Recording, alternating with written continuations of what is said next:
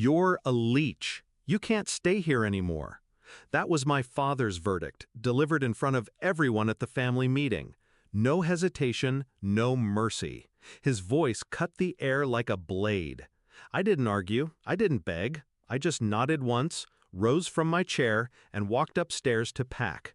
But I wasn't packing just clothes. I was packing years of humiliation, of silent endurance, of being the convenient scapegoat. And I knew this time I wouldn't walk away empty-handed. I had built that house more than he ever admitted, not with bricks, but with responsibility.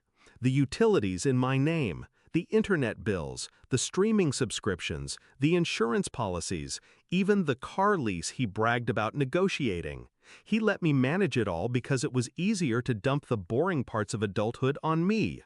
And I did it quietly, efficiently, never drawing attention to the fact that the whole system ticked because of me. But he mistook silence for weakness, and weakness for permanence. That night, while he slept smug under his roof, I went digital ghost. One by one, I logged in. Electricity, canceled. Water, disconnected. Internet, terminated. Streaming services, insurance, car lease, all shut down.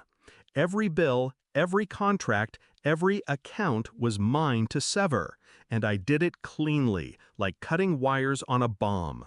By dawn, that house was no longer his fortress. It was a shell. The next morning, my door shook with pounding fists. His voice cracked with rage. "What the hell did you do? Nothing works. The house is dead." I opened the door just wide enough to meet his eyes. Calm, cold. "I stopped leeching," I said.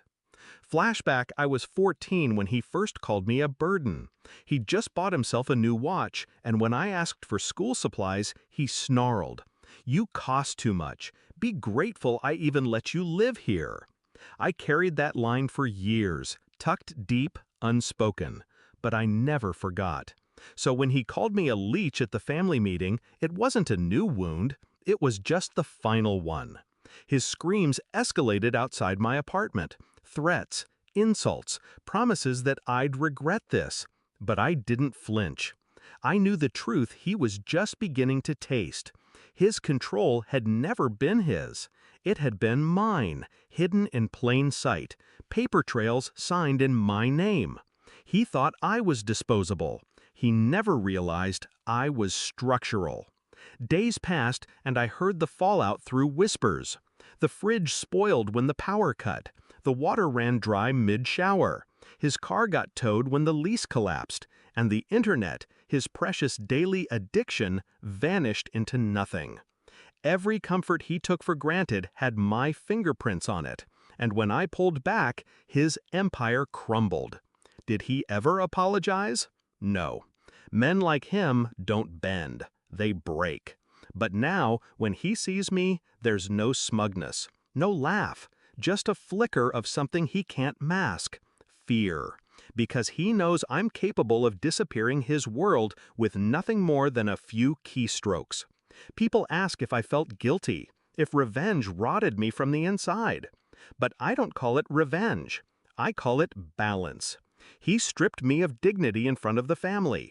I stripped him of his illusions in front of himself. When he spat, "You're a leech," he thought he was cutting me off. What he didn't realize was that I had already unplugged him. The last time we locked eyes, he asked through clenched teeth, "How could you do this to your own father?" I smiled, small and deliberate. "Easy. You said I wasn't family." That silence, heavy and final, was the closest thing to justice I'd ever known. He built a kingdom on my back. I left him in its ruins, and I walked away not as a leech, but as the one who proved he was nothing without me.